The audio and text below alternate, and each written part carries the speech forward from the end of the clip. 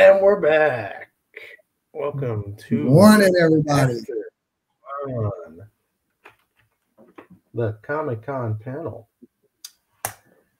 Week 2. Oh, sorry this took so long to record, Steven. But, you know, sinus infection. And it's not like we have other cons coming up this week. I don't know. We can touch on that. Kick it off. Yeah. You got a con coming up? Yeah, well, I'm not presenting at it, but Tampa Comic-Con next Saturday.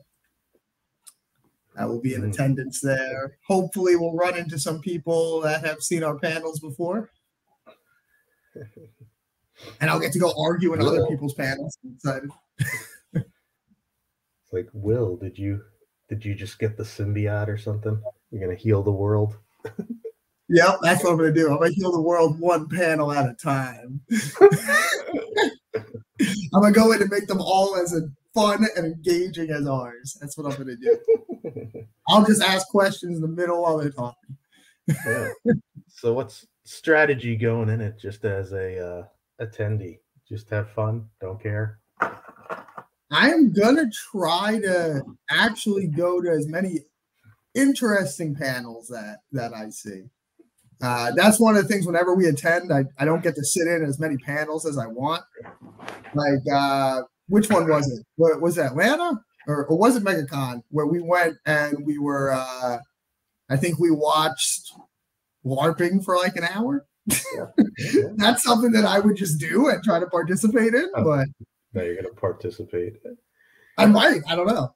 I mean, you might find some, coworkers with a hidden hobby.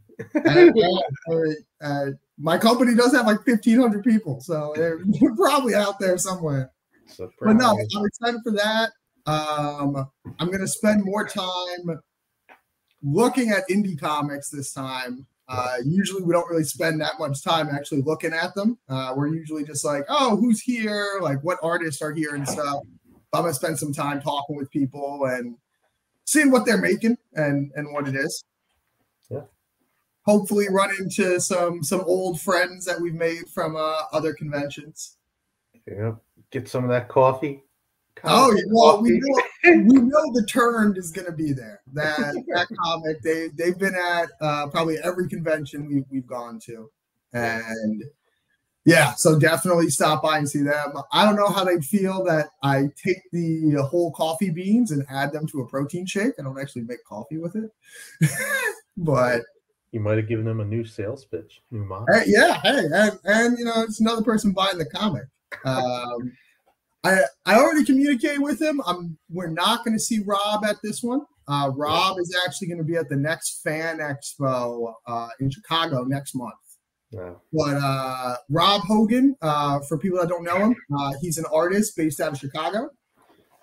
Done tons of different kind of art. Gone from pointism, minimalist, impressionism. And then he suffered a ruptured brain aneurysm. And he now at Comic-Con does a talk about what life is like and creating art with, a disability and the challenges that he has after that. And probably the most interesting thing about it, and this is something that I didn't know, that comic goers, like Comic-Con goers, are not going to know this either. He's at, like 40 shows a year. Like you see his art and you know it. He has that one like pointism mosaic of like the Avengers and like, I think it's Central Park. Mm-hmm. But knowing now that since he suffered that ruptured brain aneurysm, he can no longer watch media. So the new pieces that you see, like he has, parody pieces based on Squid Games. He's never seen Squid Games. He goes ahead now and he watches people's reaction videos on YouTube to get a feel of what is this show like how does the audience feel when they watch it, because the imagery, everything's too intense for him to follow. Well, so that was kind of nuts because he's always got the crutch of the multiverse to help. Yeah, I mean that's pretty much it. Like he just goes ahead. Nothing like Quantumania. better. Yeah. But He just interacts with congoers and hears what they like, which is pretty cool. yeah.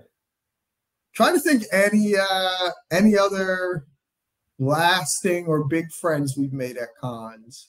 Yeah. I want to say Victor, the hardest working man in comics, is a friend. We see him and his. He's too Hollywood for us now. I know he is now.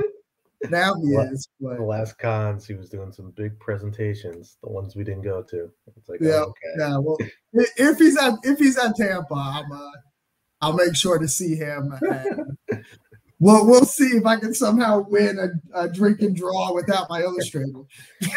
Yeah, I think he's what is it? He's mostly a Fan Expo guy too, like Rob. Yeah, more of the really big ones. Most of them are. When I think of like the two, major companies out there for conventions, it's Fan Expo's just seems to have their chickens in a line more right now. Oh yeah. That was one thing I thought was interesting. So with Tampa Comic Con coming up this weekend, first con experience in 6 years that we're not being given badges. So I had to go through that process and just seeing the different cons and what their pricing is, and then seeing interesting things they're doing at Tampa, where for the large panels, Grant's the guy who plays the Flash, who everybody's super excited about. It's a wide open panel. Show up, get in line, you can see it. Or Tampa Comic Con is charging, you can buy reserved seating for his panel. Which I thought was kind of interesting because, I'm assuming they capped that. Like it's going to be the first couple rows, maybe. Yeah, it's gotta be. But I thought that was really interesting because I want to see how the Q&A stuff is done. Because if I go to that panel, is it the people that paid money get to interact with that person? Or do all fans get to ask questions? So I think it's all fans at that one. Yeah. It just reminded I'm just looking forward to, I want to go to another one that was, I think it was Atlanta, whichever one it was that I got to just ask Sean and ask in a question because I was walking by. Where they were like, let's just do the biggest panels in front of everyone. That was awesome. I want to say that one was New Orleans. New Orleans? Yeah. Yeah, because I know the people that do Tampa are the same people that do Atlanta. Yeah, Atlanta. Yeah. Yeah. They didn't change that one's Fan Epidemic. I think they changed their name or something because they got merged with some zombie convention. Oh yeah, they have one that's they were initially just Fan X was what. Yeah. It was way too close to Fan Expo. So I guess making Epidemic is a little bit better. Just other interactions at shows. I mean, we've had some good repeating people at the panels, like join the Q&A. What was the last one we did? MegaCon. We had that gentleman and his girlfriend who came and like gave us hugs, and they've been joining like a couple of years now. I think he was asking for trading card tips too. Yeah, and that's the thing. I mean, kind of missed the boat on it. missed the boat on it, but we do see a lot of repeat attendance from people who either are just very into data science, like that's what their passion is, what they're going to school for, or people who happen to sit in on a panel that was on like Pokemon trading cards, and then we see them again the next year at the panel, where it's like, oh, okay. I was like, and they're not mad. So we're like, so I guess they had some success from Card Ladder and everything. But we fed them over data sets. A couple of people have been in school and asked for that. Atlanta, somebody wanted the Disney Princess data set. And then I think before then, somebody wanted the Marvel set. Yeah. Along with the regression model. Yeah, you got to think that's pretty awesome for a student because you want to work with things that you enjoy. So if it's like, hey, if I can learn this thing from my class, but with Disney princesses fighting, okay. Yeah. And it's like, okay, we're doing something okay if, you know, people are using it for their thesis. Yeah. But that's what also makes our panel so great is that we attract, you know, there's all that, and then we have very good like child interaction. Like obviously, you know, your daughter Natasha was our first ever child attendee, I would say. Yeah. Pikachu Black Widow cosplayer at the age of 1.5. Yeah. Which that was obviously the best for our one of our first like our was that MegaCon with her? That was our first MegaCon? MegaCon, yeah. Yeah. So that was coming off what? Toronto, which was pretty big. We had good attendance there, and that was like, all right, first rush. We just did our first panel. That went good, better than we thought it would. And then MegaCon was like, oh gosh, this is like the most people, but thankfully we have a 2-year-old Pikachu in the front row to focus on and talk to. That's what I did, at least. I was like, I'm just going to present the Pikachu right now. That convention set you up very well or very miserable for the other Orlando one. Orlando Comic-Con at a hotel conference room. So I did have fun at that one. Because I remember that was the one where we got to walk around with the speaker, right? Yeah. Speaker. So that's the fun thing about the little cons like that, is that there is no rules as far as promotion, security, what you want to do. So we walked around with a speaker, and I just challenged people to come fight me in our debate panel. It was the first ever video game debate. Yeah. And that one was just, you know, I mean, we had a few people who never done a panel before, which is tough. It is glaringly obvious.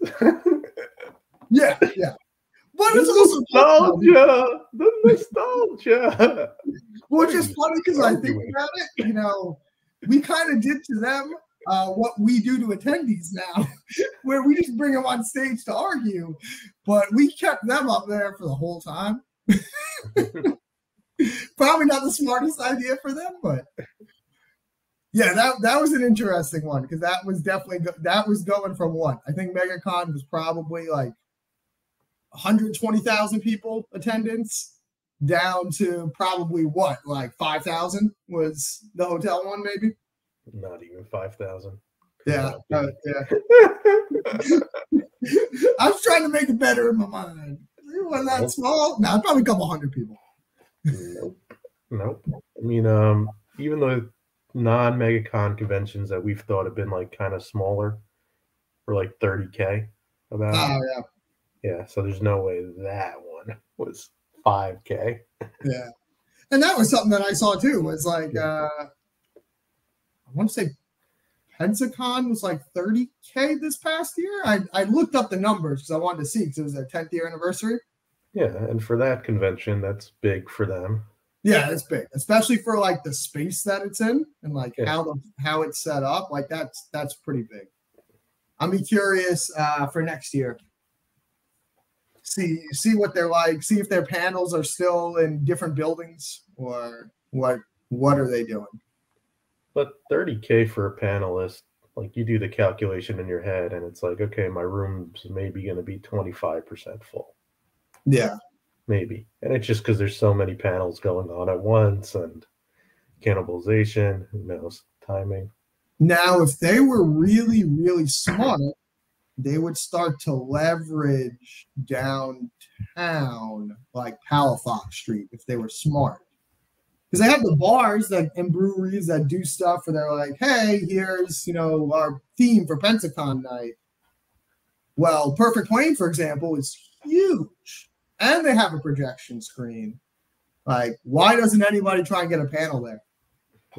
And just say, hey, Saturday night, like, we'll just be in here and argue with people. I'm gonna do that next year. I'm gonna see if they'll let us do it. I feel like that'd be a pretty fun idea. Pensacon again. Pensacon, but let's actually involve the good and fun areas of Pensacola instead of let's put our panels in the government building.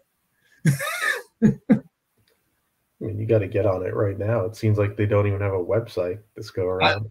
Maybe they were just done at 10 years. I don't know. I've been looking at stuff for submissions too, and I can't find anything for them. I might reach out to Bangarang Peter, that band, and be like, "Who are you guys talking to?" Pass. On stage outside. You'll be stuck outside. I mean, we do a panel in a parking lot. That's fun. But you know, it's about being consistent. Whether smaller convention outside in a parking lot, just keep up at it. That's how we are, where we are now, and yeah, and that's Comic-Con best friends. Yeah. Like, just when I try to think about, like, you know, why Pensacon, you know, oh yeah, let's do Pensacon again, is you have a couple of, we'll say, regular attendees. Yeah. So for Pensacon, we have, let's see, we have Mark. Oh, what's his sister's name? It's with an H. I'm bad. But yeah, so we see them. They're out by Mobile, and yeah, they come out to Pensacon. I've been trying to see if I could get them to head towards Atlanta or something. You know, experience one of those as opposed to Pensacon. Because right now, talking with them, Pensacon's like the biggest event that they go to. I was like, we gotta take you to some big ones if you're gonna come around to our panels. But no, they've been great. They've been super fun. Friends with them on social media ever since our first panel.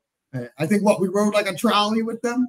Yeah, we rode a trolley. Set up. You had to take a trolley to the panel. So we did the panel, and then we're finishing the panel, and then we got to get on a trolley with all the people that we just gave it to. So that was kind of interesting. That was the first thing that it was like, oh, I guess it continues because we're next to each other. I just remember somebody who was in one of those panels asked us, like, oh, hey, I have a shoebox full of Pokemon cards. Like, what do you think I should do with them? And I don't know at that point if I was just tired of waiting on the trolley but I told them that, like, just think about how you started your sentence. You have a shoebox.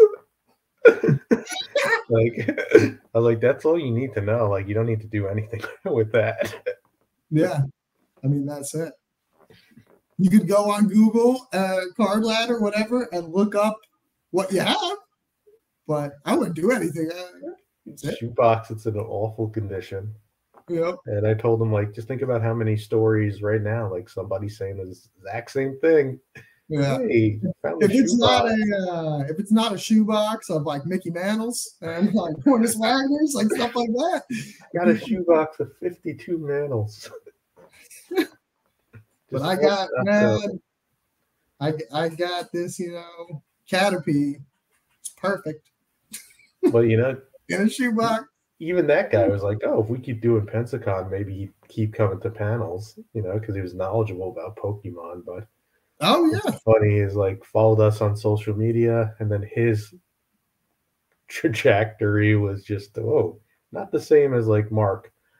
He last time checked in with him, he was just on like TikTok doing dancing videos to motivate people. Hey. He started off trying to sell those cards in that shoebox. Do what you got to do. It's do what you got to do. Like, there is somebody now who was in the Marvel cards community, podcaster, whatever, big on comics too, and now he switched his Instagram account to be DM me and I can tell you how to be successful and make money, and here's how you do passive income and doing reels like this. That's like pointing like $5 a day, or put down that coffee. Yep.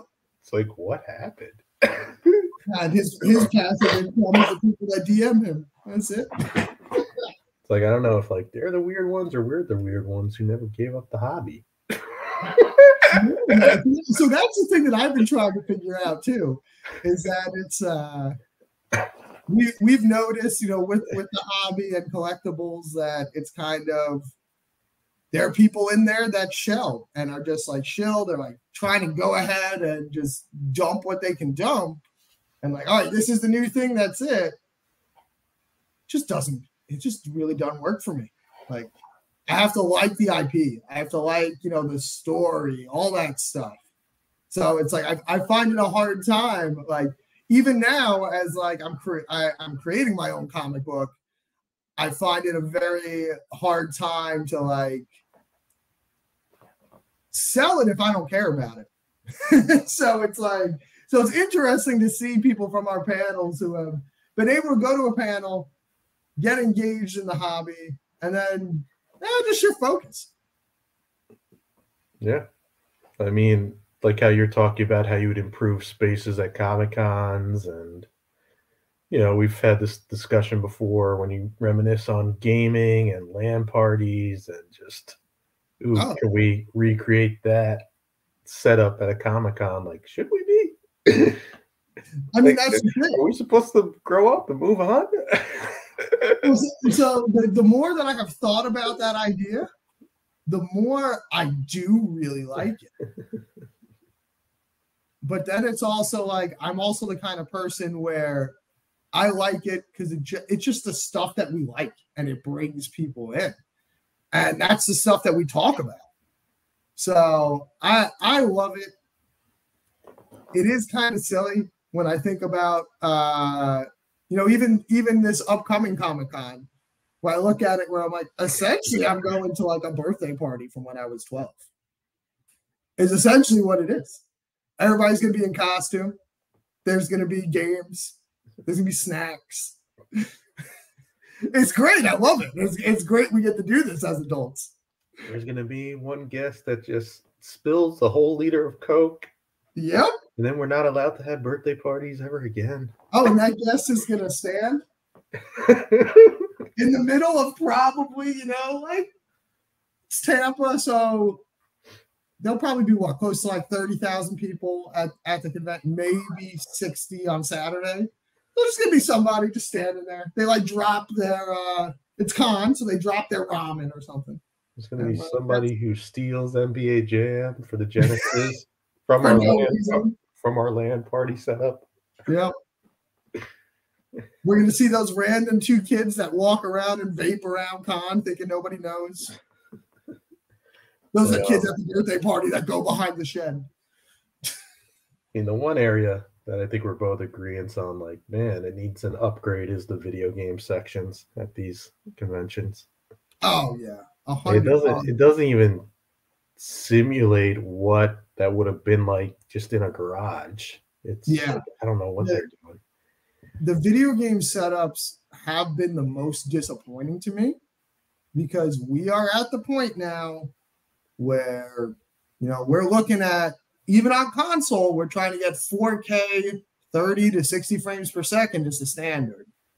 So it feels bad when you walk into those cons and you see the tournaments they're doing. And like, okay, Smash and things like that are okay because, 1080p is where they're going for quality-wise. But then, like, knowing that I'm about to go to a convention that's going to have Street Fighter 6 tournaments. But then knowing that I'm going to walk in that tournament room and they're playing on televisions or monitors that are a decade old. Like, how are you going to play this 60 frames per second fighting game based on your instincts? Like, that's the stuff that kind of where I see the visual upgrade quality upgrade needs to happen at cons. They're trying to do it with like the VR space. Like, they're thinking like, let's just put VR in there. Like, that works. So many people are interested in that, which is, great. But why wouldn't you do a pop-up themed arcade? Like, that's what drives me nuts. Yeah. Like, okay, yeah, obviously the equipment needs to be upgraded. Oh, yeah. They're still using stuff on loan or whatever.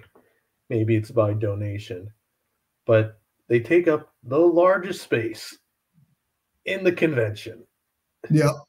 And you've seen others like the scare houses, the scare zones. Yeah. The mazes, escape mazes, right? Like they set up their spaces. They make an effort. Oh yeah. Like the gaming one, like how hard is it to put up like some stand-ups? Yeah, to put up a sign that says, "Hey, here's the Xboxes, here's the PlayStations, here's the Switches." Give me just a balloon tunnel to walk in. Like what's You walk in and there's two dudes sitting behind a table that like give you the thing to register for a tournament and tell you what time it is. Yeah.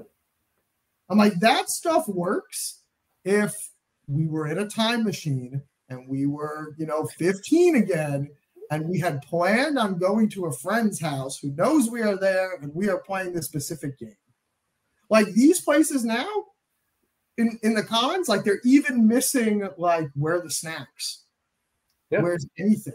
Like if anyone should have the snack set up, it's the video game space. Yeah, they would literally they would make a killing if they had somebody who was just, I'm selling Mountain Dew and Doritos. Mountain Dew, Doritos, Surge. Yeah. Like, and it makes that room way more enjoyable for everybody that's in there.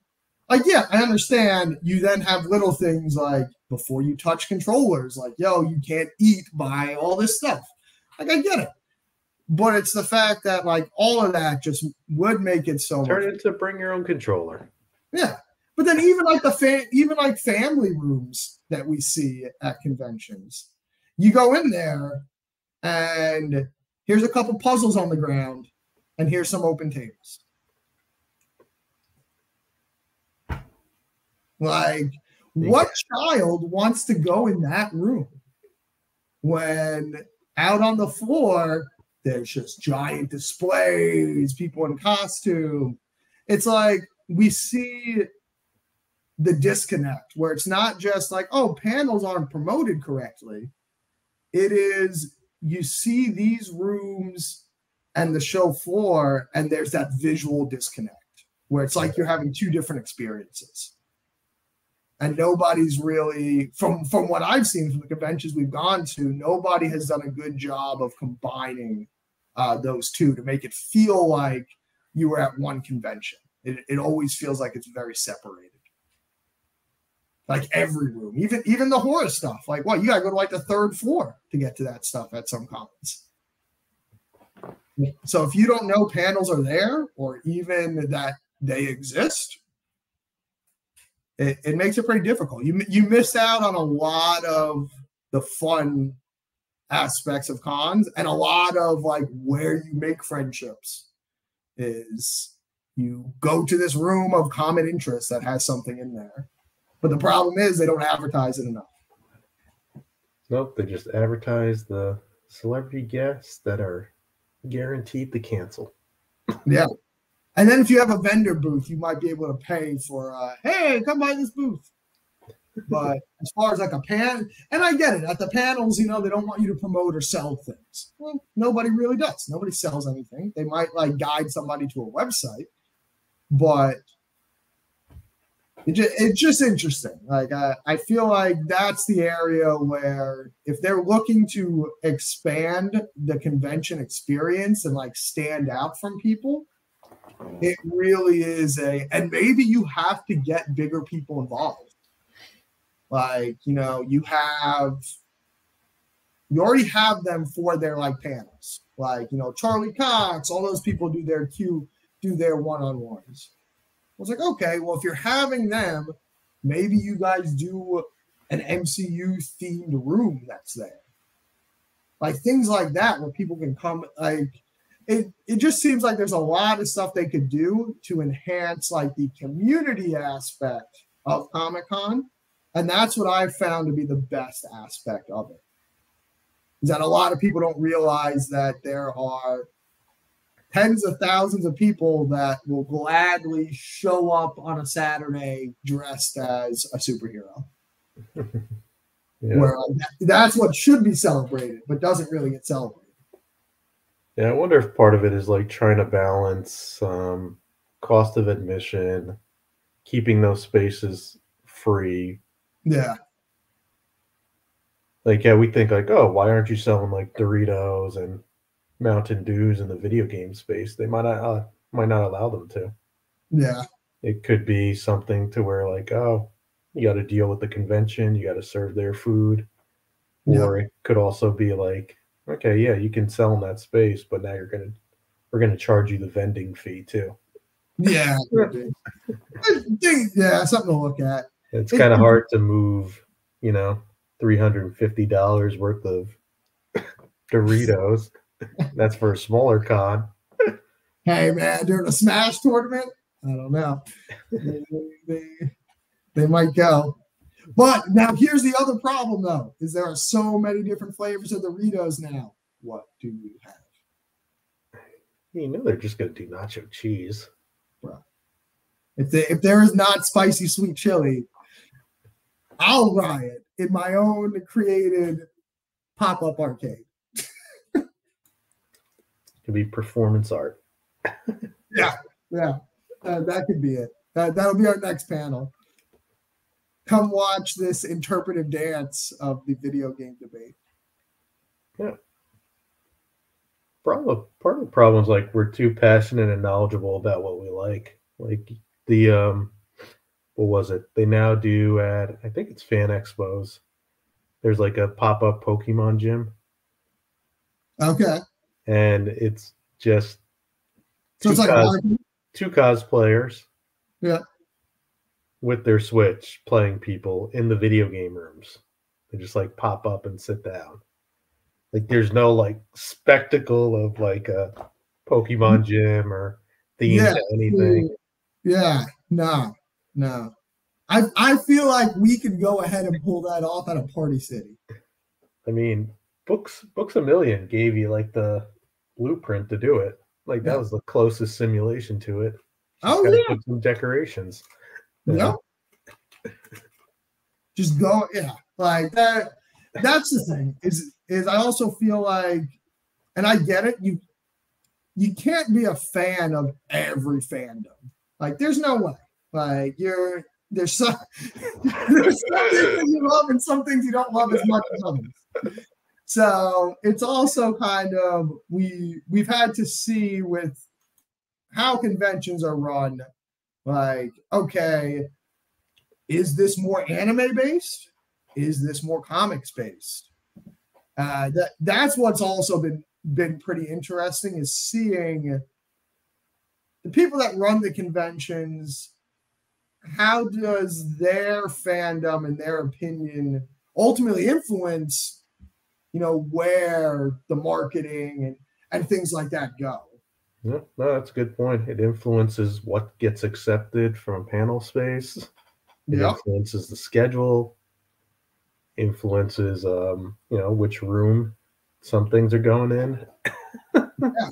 I mean, What gets featured on websites. yep. And that's the other thing that's funny that, like, I guess the con goer doesn't know this, but when you're running a panel, we have our check every time of what are we up against? Like what panel is taking place, what's taking place at the same times as us to see if, okay, are there similar fandoms going on? Is there an MCU discussion going on while our MCU discussion is going on? If so, where are they? Where are we in the hallway? I think it's now pretty much a common thing for us at every panel. I move our sign. If we're too far down the hallway, I pull that sign out, I turn it out, make sure people can read it. It's very interesting how the logistics goes, because you understand that we've been at some cons where it's a person looking at a top-down map. And they're like, okay, this person's in this room, this is in this room, this is in this room. I have this many rooms, this amount of time, this is full.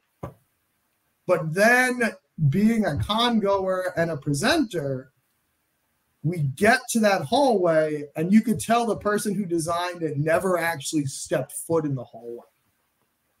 Never been there. Yeah, where No it's like, logistics. oh, top down, that looks really good.